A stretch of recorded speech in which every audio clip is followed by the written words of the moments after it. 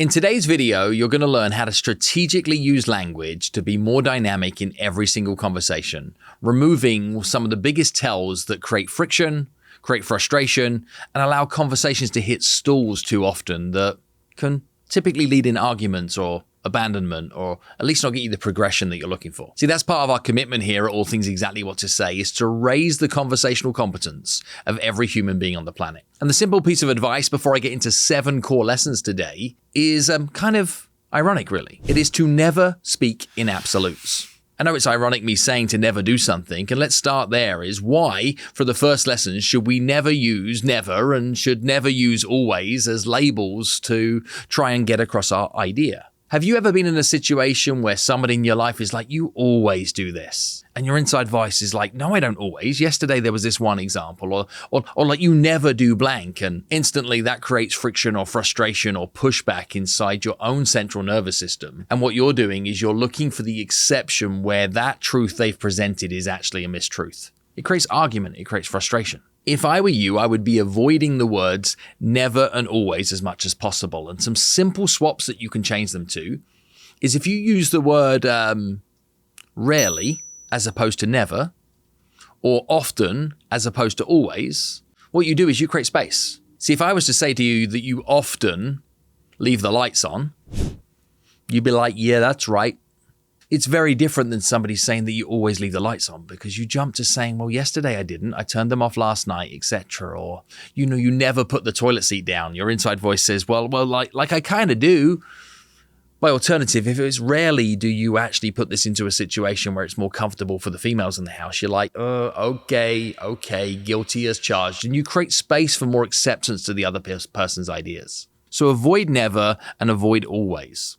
If I'm to think about another sabotaging technique that stands in the way of you having more dynamic conversations, is when you're reaching for other absolutes, like the word favorite. What is your favorite place to eat? What is your favorite place to visit? Who's your best or favorite friend? Who's your favorite person to be able to hang out with? When you present somebody with a favorite-based question, what you're doing is you're inviting them to be able to search into their mind of every experience they've ever had that is attached towards that question, give consideration to all the variables, sequence the list, and then provide you one singular answer that is right without disrespecting any of the other answers. I mean, think right now is if I was to ask you what is your favorite restaurant, you might answer the question, but you might not answer the question truthfully. Because what you're thinking is like, well, what's the occasion? Where am I? Who else am I with? When you ask precise questions, you get messy answers because people don't want to get it wrong. By alternative, if you can ask questions that maybe have some more fluidity in them, questions that have some more skill in the poise of the question in the first place, you might get better answers. So instead of asking somebody their favorite anything, add context to your question. If you were celebrating with a loved one locally, where might you go if you were taking them out to eat? You might find their favorite restaurant. When you think about all the places that you've traveled to in your world, where is somewhere you've eaten, either by yourself or with a group, that has been the most memorable? See, when I add context or specificity to the question, I find out somebody's favorite. When I ask for their favorite, I get a lazy answer. And simply speaking, if you ask lazy questions, you get lazy responses. If you want better outputs, then what you should be looking at is creating better inputs. And I find this fascinating that when we're living in a world of artificial intelligence right now, and people are getting excited that says AI is only as good as the way that you prompt it, that is not a new idea. That has always been true. Humans are as good as we prompt them, and if you write better prompts in your questions, you get better outputs. So never speak in absolutes, avoid never and always, look to avoid words like favorite, and add context instead. Now, third approach to being able to have more dynamic conversations is to avoid in a training room, in a consulting feedback type loop, asking for somebody's top takeaway. I see this a lot in the events that we run professionally as a business. Is trainers, facilitators, coaches, speakers will say, what was your top takeaway from this event? Now, if somebody's been through a multi-day event experience or a multi-hour training and you ask them on the spot for the top takeaway, again, what you're inviting people to be able to do is to give consideration to a huge volume of data of all of the experiences they've gone through. Rationalize all of that data they've had, sequence the list and tell you the number one. It's almost impossible to be able to do that honestly. So the result of which is people lie. If you want to find somebody's top takeaway, what do you ask them instead? You might ask questions like, what is something that is maybe front of mind right now that you're aware of all that you've experienced over the last 3 days that you're definitely going to put into practice that is almost certainly going to make a giant difference inside your world? See, when you precisely position a question of that nature, what you're significantly more likely to find is their top takeaway. It's kind of funny, right? When you ask a different question, you get the answer you're looking for. And quite often, the question that you're asking is not the question you should be asking, even though that's the first ugly draft. So refine the question by removing friction. And what you're looking to be able to do is to invite them a way of being able to answer more freely, more easily. What is something that's front of mind? What is something that you cannot unlearn? What is maybe one thing that you've heard today is definitely going to add value inside your world? It stops you asking for the top takeaway. So there are 3 of 7 ways that we can never speak in absolutes that can allow us to be more dynamic in the conversations we're having with other people. Let's look at another one. The use of the words everybody and nobody. When you say everybody is saying, you create distrust. When you say nobody would do that, you create mistrust. Because what happens is when you use everybody and nobody as the labels that you have going into a situation, then what it does is it has the other person say what you're saying is not true, because they will always find an exception. Instead, when you're looking to steer the masses, then reach for something I've learned to call story math. See, words can create numbers if you'll let them. And the invitation I give you to consider at this moment in time is if you imagine a room of 100 people, if I say everybody, how many people am I talking about? I'm talking about 100. But if I talk about nobody in this room of 100 people, how many people am I talking about? 0. See, everybody is 100 in 100 and nobody is 0 in 100. But what if I said most people? What number did you come to now? What if I said some people? What number did you come to now? What if I said a few people or a handful?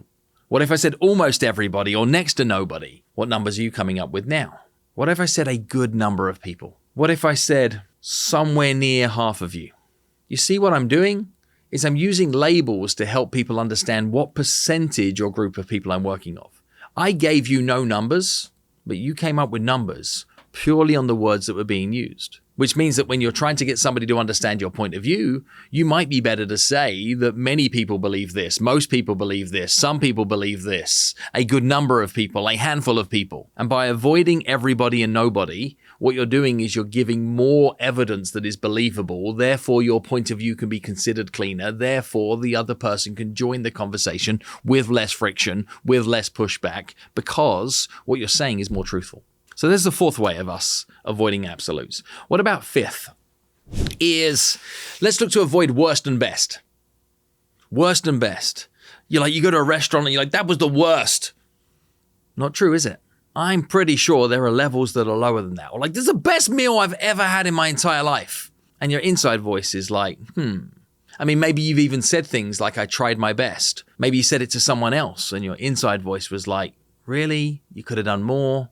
Maybe you used it as an excuse and was like, I was trying my best. And your inside voice again knows that was a mistruth. So what do we do instead? Well, a simple technique you can have when you want to give consideration to worst and best is to go negative. What do I mean by that? Instead of saying that was the worst, you could say that was not the best. You see how that creates freedom for alternative conversation? You have an experience that was less than desirable. Instead of saying that was the worst, you say that was not the best. Look how much more fun and freedom comes in the conversation that's next. What about you having an experience that was exceptional and you would say, well, I didn't hate it. Didn't hate it one bit. There was no part of that I hated. When you say didn't hate it, what you're doing is you're adding room for the fact that actually this was so far beyond the extreme of hate. What we have is this upward positive trajectory of next conversation that is joyful, that is playful, that is fun for everybody to be involved. So instead of using worst and best, go negative and talk about what you didn't hate or what was like not the best. We're creating space in conversation to be more free-flowing and removing friction. I got 2 more that I think might be useful. One is this idea of forever. People talk about having customers forever. They talk about relationships running forever. They say that I'm going to do this forever. Forever is infinite. Yet most things are finite. So the challenge when we reach for words like forever, absolutes like forever, we again trigger mistrust. For as far as my eye can see, I believe that this is going to be what I always going to believe. The relationship that we're in right now is like, I imagine us being in this for all the time that I have air in my lungs. You see, when you add specificity and you tell the truth well, then your statements become more believable because they have had more thoughtful thought applied into them. By avoiding words like forever and simply telling the truth well, what you have is a greater level of sentiment into the other person's mind, their heart, their belief system in terms of how much you care. Final idea around removing absolutes from your vocabulary so that you can have less friction in your conversations, be strategically more dynamic, is to build safety nets in the questions that you ask. What do I mean about adding safety nets? Often this is about creating scale to the nature of your question. So that might be adding a curiosity gap by saying, what are all the ideas you've considered? So there's a big difference between me saying, what ideas have you considered, and me saying, what are all the ideas you've considered? There's a big difference between me saying, what do you think we should do, and what are some of the ideas you've considered that we could do?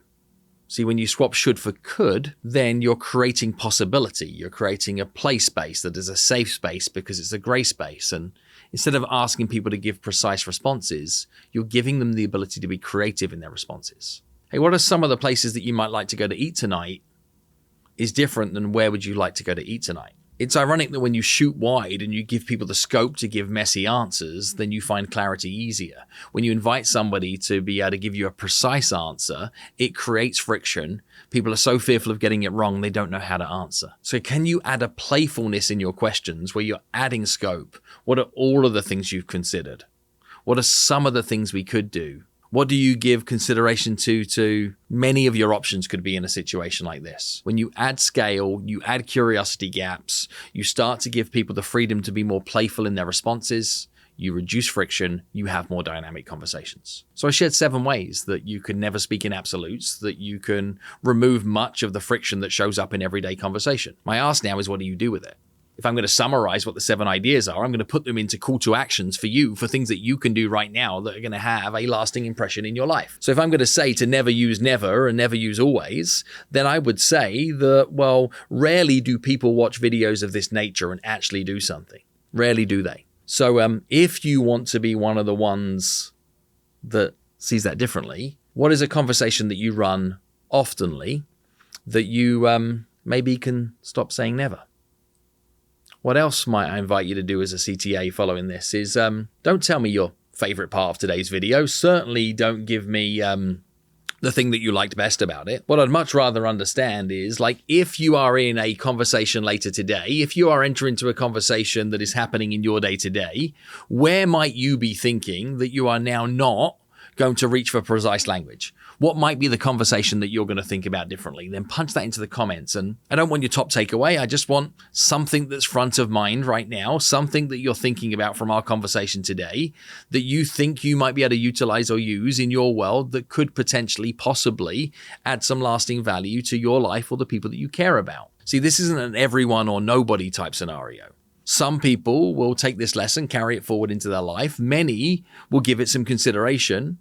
And most will do somewhere near nothing. If you want to be one of the few that gets real lasting impact about being more dynamic in your conversations, then share maybe simply one idea of something that you're going to approach differently that has a high stakes inside your world, where how you show up for that moment, you can be perhaps a touch more either playful or precise that allows other people to give better answers to smarter questions. And probably not the best piece of advice or the worst piece of advice in this, but certainly something that I don't hate or something that is not the best is think about a conversation you had yesterday where you found yourself in an argument unnecessarily, where what you could have done is created more of a safe play, non-absolute space that would have created movement for change. Where it isn't about you winning and them losing or them losing and you winning. It's more about the fact that you create some form of new normal, new understanding, new existence together. Because if you want your relationships to last a long time,